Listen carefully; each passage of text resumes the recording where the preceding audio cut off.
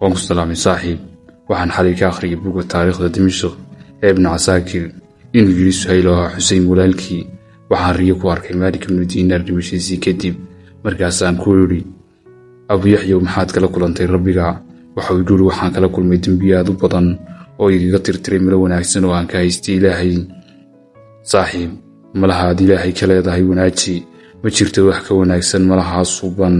aad Ilaahay ka haysato oo qalbigaagu qaadaye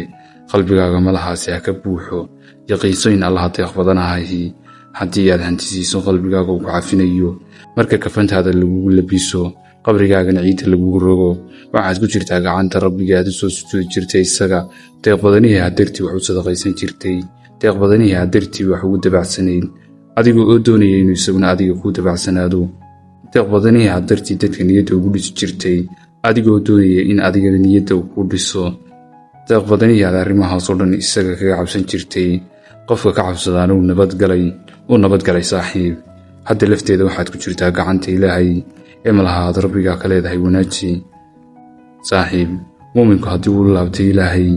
waxa uu la mid noqdaa sida qof safar ku maqnaa oo ehelkiisu soo laabtay malaha wanaagsan ee rabbiga ka leedahay markastaba ka saahaado Ilaahay uu ka naxariis badan yahay inuu cadaabo qalbi ay isaga maxabadiisu ka buuxday aadamaha qofka gabtaahi ma dhibo dadka jecel ebalka waran Ilaahayna saaxiib marnaba ka shakiyin in xilliga su'aasha uu Ilaahay kugu sugi doono si hufan aad ugu jawaabi doonto Ilaahay waa rabbigay diinteeduna waa islaam nabigayga iyo rasuulkayguna waa Muhammad qalbigu waxa uu ku dhawaaqaa wixii laga buuxiyay weelkana waxa laga shubaa wixii ku jiray